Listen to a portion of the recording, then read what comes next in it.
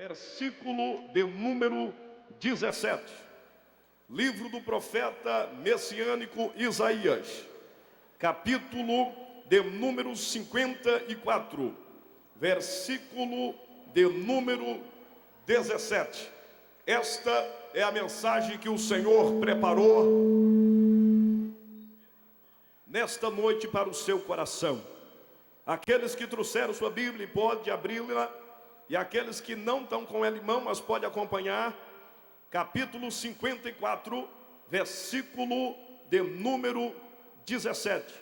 Aos senhores que estão aqui na tribuna, eu quero vos convidar para que se coloque de pé, por gentileza, para meditarmos na palavra de Deus, que diz assim a poderosa palavra: toda a ferramenta preparada contra ti não prosperará, e toda língua que se levantar contra ti em juízo, tu as condenarás. Esta é a herança dos servos do Senhor, e a sua justiça que vem de mim, diz o Senhor. Vou repetir: toda ferramenta preparada contra ti não prosperará, e toda a língua que se levantar contra ti em juízo, tu as condenarás. Levante a mão direita para o céu, por favor. Aleluia.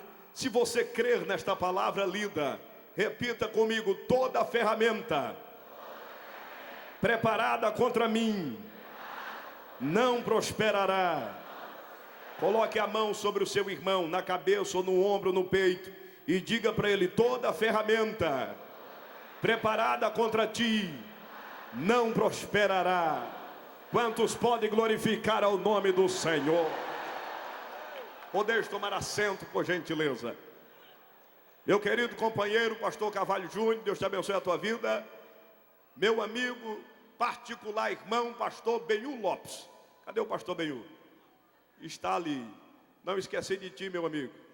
Por intermédio do pastor Benhu, pastor Reuel me conheceu, pastor Cizino me conheceu. É um grande amigo, pastor. É um homem de Deus, pastor Benhu Lopes. Senhoras e senhores, nesta noite, Deus deu-me uma revelação pela expressão poderosa da sua mensagem.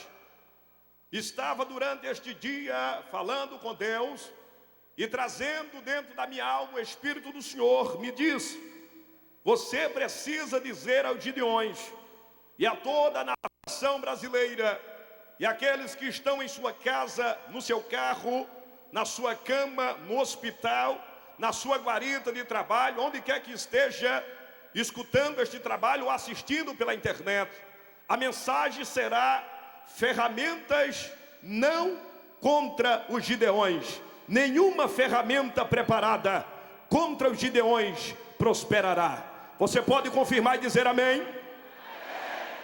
Deus, o Senhor, nosso Pai, dá uma palavra profética para o mensageiro por nome de Isaías. E versículos anteriores, como versículo 15 e 16, Deus vem trazendo uma grande revelação acerca de projetos de ferramenta. O mesmo Deus dizendo que Ele é o Criador das ferramentas. Pega Israel, seu servo Jacó, e traz para os dias atuais, provocando uma tipologia figurativa e simbólica. Jacó, seu servo, que é Israel, Deus coloca uma barreira de proteção para proteger a criança, proteger o menino, proteger a menina dos seus olhos, que se chama Jacó. E para dar um incentivo espiritual, o Senhor revela pela boca do profeta, dizendo que toda ferramenta preparada contra Jacó não vai prosperar. Mas o mesmo Deus continua fazendo as narrativas e informando que toda língua que se levantar contra Jacó em juízo, Jacó há de condenar.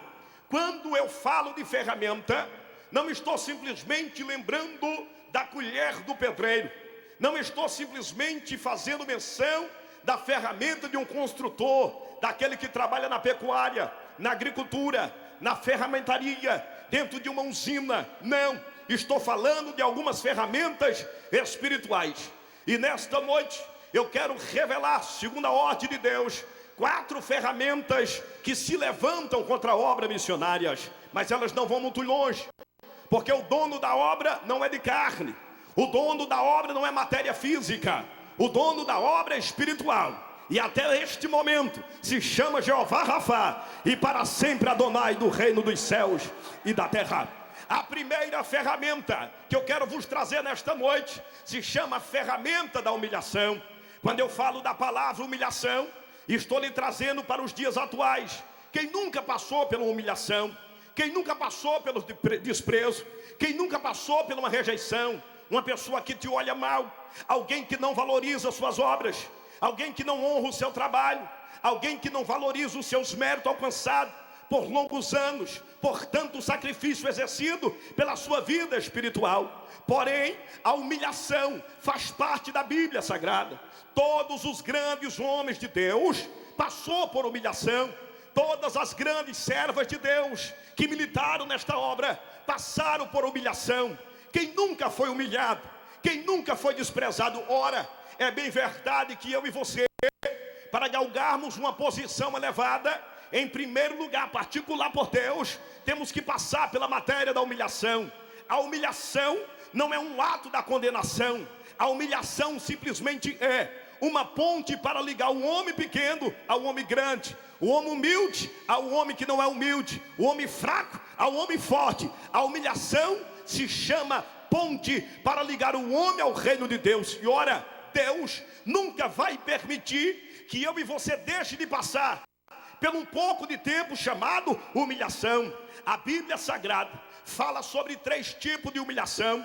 A primeira humilhação é do caráter, a segunda humilhação é da personalidade, a terceira humilhação é pessoal. Quando eu falo da humilhação do caráter, eu estou falando que o meu caráter é formado segundo algumas características que eu venho projetando: o desejo da minha alma, o meu buscar diante de Deus, a integridade da minha vida, para formar um caráter íntegro diante do Senhor. Mas quando eu falo da humilhação do caráter, eu estou lembrando de uma história de uma jovem moça, filha de Jacó, que se chamava, essa jovem espiritual, segundo a Bíblia, diz que a filha de Jacó, por nome de Diná, quando Jacó saía da terra de Parã e de caminho para Betel, a Bíblia diz que Jacó parou próximo à terra de Siquém. Diná saiu com seus 12 irmãos, os seus familiares, Rubem, Levi, Simeão, Issacar, Zebulon, Azer. Sim, mas quando parou na terra de Siquém, ela foi buscar pessoas para conversar. Ela foi buscar pessoas para tratar sobre a sua amizade. Porque uma moça criada numa casa onde só tem irmãos, esta moça pode se tornar solitária. E Jacó tinha ela como a única filha, que era simplesmente a filha de Jacó com Leia. E quando Diná chega na terra de Siquém, ela se precipita segundo as suas intenções. E a notícia chega à noite do ouvido de Jacó, seu pai e de seus irmãos, que o moço da terra de Siquém abusou literalmente da vida de Diná. Mas era um moço responsável, resolveu colocar dentro do seu coração o intuito de casar com a moça. Chamou seu pai por nome de Ramô, foi até a terra onde estava Jacó e disse para ele que casaria com Diná. Jacó abriu aliança, Jacó abriu um pacto, porque não queria ver a condenação da sua filha. Mas isto para Israel é uma das maiores aberrações: a moça perder a sua virgindade fora de tempo, sem o casamento, sem a ordem do pai, sem a ordem da mãe e sem a ordem de Deus, o Senhor. A Bíblia diz que na reunião da noite, próximo à mesa estava Levi e Simeão. Escutaram a história, perceberam a humilhação da sua irmã, saíram pela madrugada, foram até a terra de Siquém e assassinou todos os homens de Siquém. Um hecatombe aconteceu naquele dia. O caráter de Diná foi humilhado. Quando eu me lembro dentro da Bíblia, eu vejo a filha de Davi, cujo nome se chamava de Tamar. Sim, Davi tinha 2 filhos. O mais belo se chamava Absalão, o mais velho se chamava Aminon. Sim, mas diz a Bíblia que Aminon era perverso, era um jovem sem intenção espiritual, amizades alheia, apaixonou-se pela sua própria irmã e abusou dela sexualmente. O caráter de Tamar também foi humilhado. Todos nós um dia passamos pela impropriedade da humilhação do caráter. A segunda humilhação é da personalidade. Quando eu falo da personalidade, eu estou falando de tripla personalidade. A primeira é de servo, a segunda é de senhor e a terceira é de dominador. Davi passou por 3 personalidades espiritual. Quando Davi pegou a Arca da Aliança, era o sonho de Davi conduzir a Arca do Senhor para dentro de Jerusalém. E quando Davi está conduzindo a Arca do Senhor para dentro de Jerusalém, foi a maior emoção, porque um sonho, um desejo que está sendo realizado não pode ser ofuscado. Um desejo que está sendo realizado, não pode ninguém colocar um pano preto em cima dele. Quem é que vai calar a boca de alguém quando seus sonhos estão sendo realizados? Quem é que vai calar a boca de alguém quando o seu desejo está sendo realizado? Davi estava motivado pelo sonho realizado. Pegou a Arca da Aliança, já que viu que foi reprovado na primeira demanda, então agora ao chegar próximo a Jerusalém, segundo a Bíblia, diz que as moças dançavam, seus servos dançavam, cantavam, se alegravam, sorria. E quando Davi percebeu que os servos dançavam, bailavam e sorria, Davi se tirou a vestimenta real, despiu-se a sua coroa, entrou dentro da dança espiritual e junto com a galera resolveu fazer uma discoteca espiritual para o Senhor. E quando Davi está bailando na presença de Deus, uma desocupada, ciumenta esposa, cujo nome era Mical, estava lá na janela murmurando, indagando, reclamando, falando com seus lábios, e condenava Davi dizendo: não é esse o rei de Israel? Não é esse o homem de Israel? Não é essa a liderança de Israel? Por que é que está dançando? Por que é que está bailando? Ora, volta a repetir: como calar alguém tendo sonhos realizados? Era o maior sonho de Davi, trazer a Arca da Aliança para dentro de Israel. E ora, quando eu venho a imaginar na vida de Mical, eu lhe trago a notícia da parte do Senhor. A esposa de Davi enciumou-se, porque o servo de Deus congratulou-se com as servas. Agora lhe faço uma pergunta: qual é melhor, ter Davi carregando a arca ou ter Davi passeando no pátio? Qual é melhor, ter Davi dançando no espírito ou ter Davi vagando e cobiçando Betseba? Qual é melhor, ter Davi glorificando e adorando ou ter Davi deitado no leito adulterando?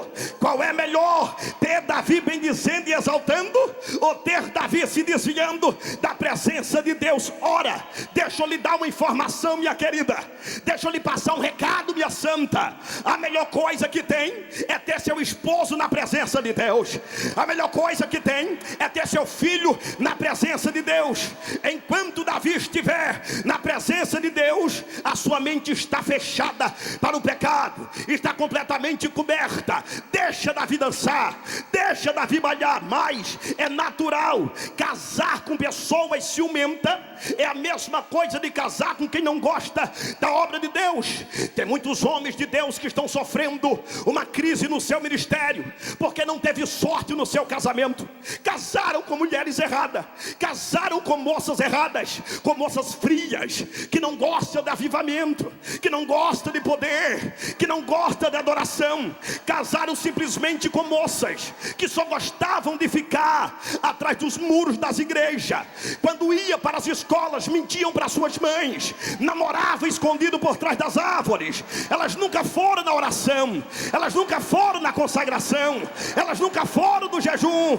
Casaram com pessoas erradas, hoje estão sofrendo danos da agonia, são ciumentas, não se prepararam. E agora ele tem chamada, ele tem ministério, ele tem vocação, mas a bichinha não está interessada nisto, não está interessado na coisa, não está interessado no sucesso dele. Ciumenta. Quando eu falo de ciúme, eu estou lhe dizendo que há 3 ciúmes que corrompem a vida de um homem de Deus.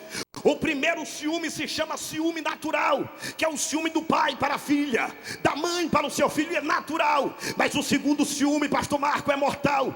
É o ciúme seguido de inveja.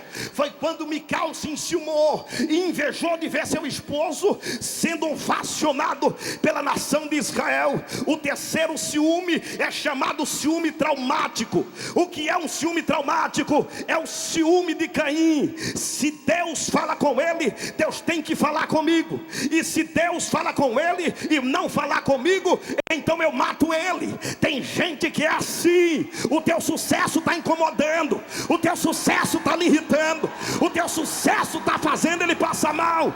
É por isso que ele quer te matar, quer acabar com você. É um ciúme traumático, é o ciúme da ignorância. Você já percebeu que todo marido ciumento ao extremo, o final do seu casamento sai nos jornais: esposa assassinada. Você já percebeu que toda mulher ciumenta, traumática, o final sai no jornal: jogou água quente na cara do seu marido. Ciúme traumático. Você lembra de Josué, quando viu 70 anciões velhinhos adorando a Deus, porque receberam a imposição da mão de Moisés? Josué correu para Moisés e disse: Moisés, estou vendo um monte de velhos pulando e dizendo: eis que eu sou o Senhor, eu sou teu Deus, eis que eu sou Jeová. Josué se irritou. Que vergonha, o jovem irritado com quem estava adorando ao Senhor. Moisés olhou para Josué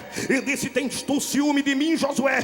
Tomara Deus que todo Israel fosse profeta. Pastor Adeildo, o que é que o Senhor está querendo dizer? Quanto mais profeta na igreja, menos fofoca. Quanto mais profeta na igreja, menos mentira. Quanto mais profeta na igreja, menos inveja. Quanto mais profeta na igreja, menos ciúme. Igreja que não deixa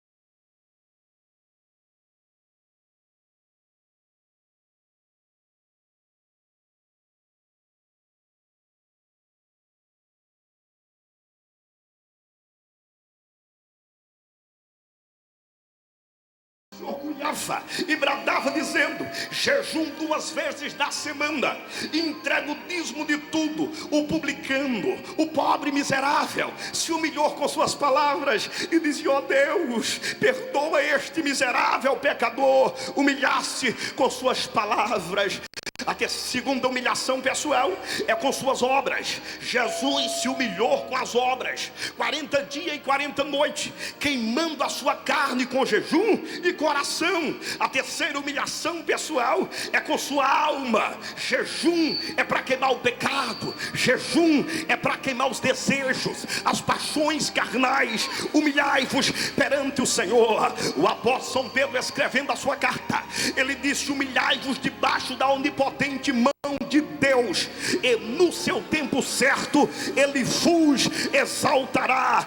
Jesus Cristo disse para os seus discípulos: todos aqueles que se humilham, o Senhor o exalta, e todos aqueles que a si mesmo exalta, Deus o humilhará. A ferramenta da humilhação é reprovada perante o Senhor. Agora prestai bem atenção: a segunda ferramenta que o inimigo quer usar contra a obra missionária é chamada ferramenta da oposição.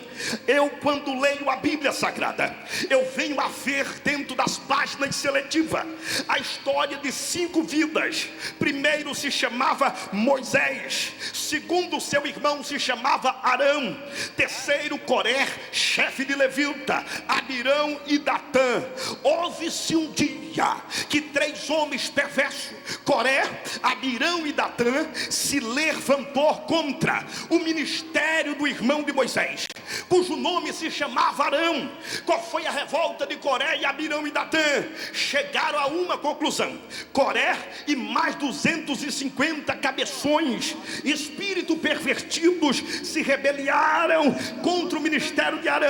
Chegaram a uma concordância: é panela esse negócio de Moisés, Arão e Miriam. Que coisa é essa? Que Deus só fala com Moisés, Moisés para Arão, Arão para Miriam. Vamos fazer uma comitiva e acabar com esta panelinha. Isso aí é coisa de casa, é coisa de família, não vai dar certo. Vamos destruir este negócio. Coré tomou a frente e disse: deixa comigo, que eu vou me tornar chefe da rebelião.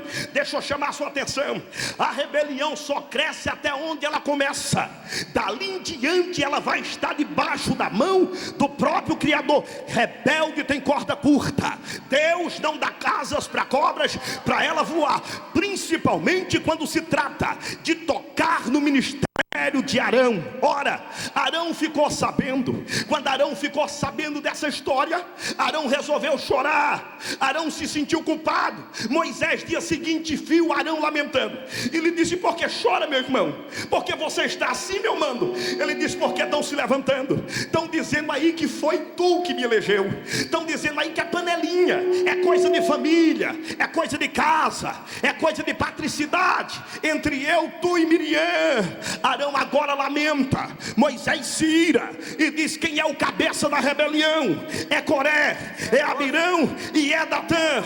Manda-os chamar. Coré caiu na besteira de não aceitar. Coré caiu na perversidade de não aceitar. A ira de Moisés se acendeu e disse: avisa para Coré que ele não tocou numa unção bastarda, ele tocou num homem que não fui eu que chamei, ele tocou num homem que foi Deus que separou para esta obra. Deixa com o Senhor, deixa que Deus vai resolver. Quem te deu esse ministério foi Deus, você pode dizer amém?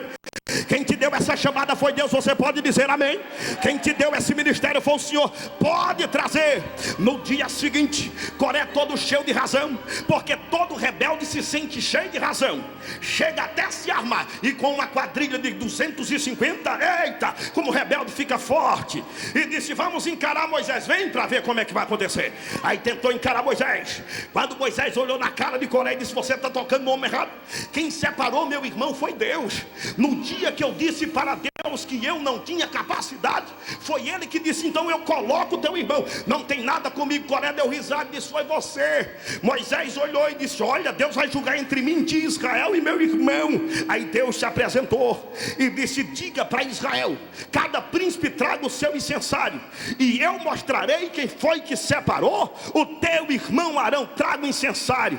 253 rebeldes trouxeram incensário. Deus disse: toca fogo amanhã, junto com Arão. Aí tocaram fogo. Coré se levanta todo alegre. Moisés agora olha para Coré e diz: olha, o Senhor julgará entre mim e entre ti, e saberás quem é o homem que Deus separou para estar sobre a obra de Israel. Coré disse: eu duvido, só quero ver se isto é verdade. Tu está dizendo que Deus separou? Então vamos ver. Moisés levanta a sua cabeça e disse: olha, se Deus te matar, tu e tua família, como mata qualquer homem, saberás que é Deus. Agora, se Deus fizer uma coisa nova, abrir o céu e abrir a terra, e engolir tu e tua família, saberás que foi o Senhor